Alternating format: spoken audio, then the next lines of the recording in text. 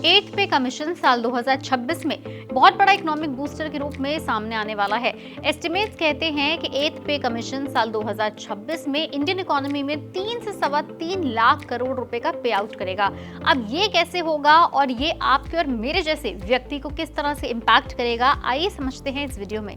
तो बात यह है कि लगभग 11.2 million central government employees plus pensioners को एथ पे कमीशन का फायदा मिलेगा।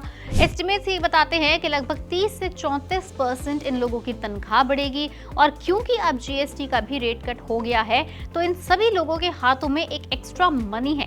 ये एक्स्ट्रा मनी किस प्रकार से इंडियन इकोनॉमी के अंदर ऐड होगा और कौन से वो सेक्टर्स हैं एंड स्पेशली कौन सी वो लिस्टेड कंपनीज हैं या फिर कौन से वो स्टॉक्स हैं जो इससे प्रभावित हो सकते हैं। तो सबसे पहले जब कभी भी किसी की तनख्वाह बढ़ती है, हाथ में लिक्विड कैश बढ़ता है, तो वो अपने कंज्यूमर गुड्स यानी कंज्यूमर प्रोडक्ट्स या कह सकते हैं एफएमसीजी सेक्टर की तरफ जाता है।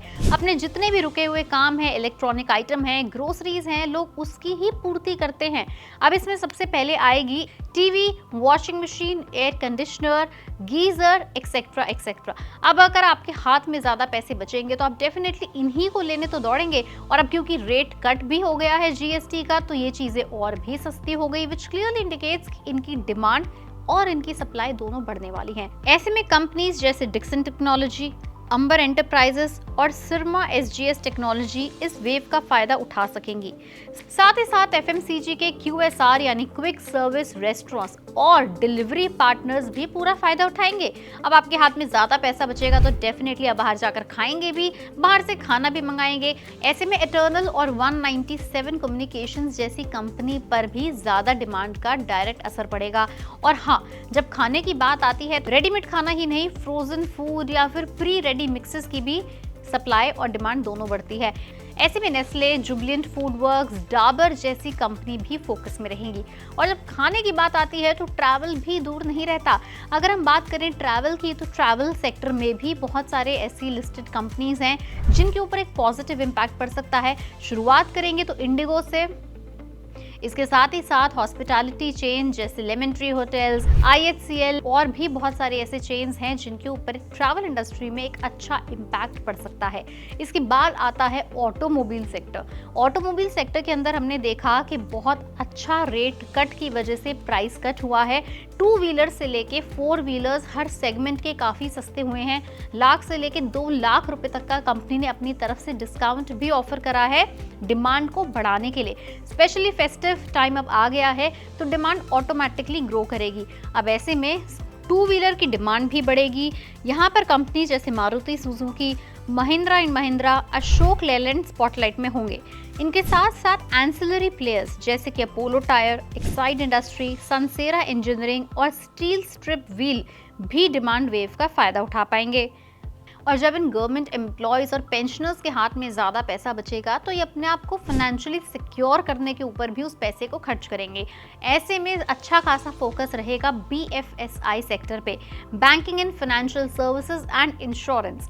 अब ऐसे में बहुत सारे अच्छे प्लेयर्स हैं जिनके ऊपर काफ़ी हैवी डिमांड आ सकती है इन्वेस्टमेंट पॉलिसीज़ के लिए और साथ ही साथ इंश्योरेंस के लिए। तो कुछ बड़ी कंपनीज जिनके ऊपर ज़्यादा फोकस रहेगा वो हैं HDFC life, SBI life, ICICI prudential life, साथ ही साथ एलआईसी और बजाज फाइनेंस। और ज़्यादा इनकम होने के साथ साथ रियल एस्टेट सेक्टर में भी घर खरीदने की डिमांड बढ़ेगी।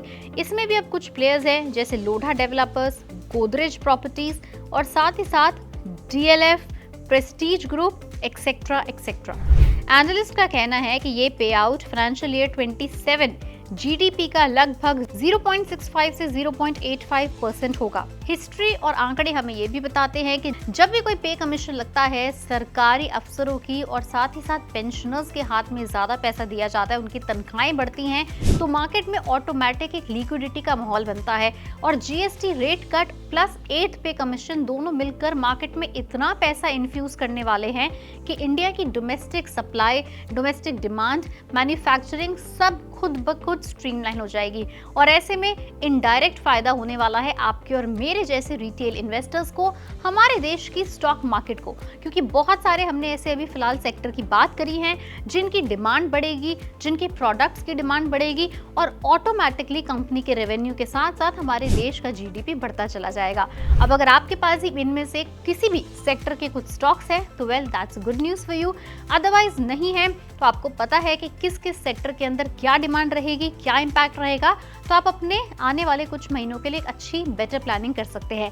लेकिन याद रहे, हम इस वीडियो में आपको सिर्फ और सिर्फ कुछ आंकड़े बता रहे हैं, आपको सिर्फ कुछ सेक्टर्स के नाम बता रहे हैं और उदाहरण के रूप में कुछ कंपनियों के हमने आपको नाम जरूर बताए हैं, लेकिन हमने आपको इनमें से किसी भी कंपनी के अंदर इन्वेस्ट करने या ना करने की कोई सलाह नहीं दी है। अगर आपको वीडियो पसंद आई हो आप उसे लाइक करें, शेयर करें और हमारे चैनल को फॉलो और सब्सक्राइब करना ना भूलें।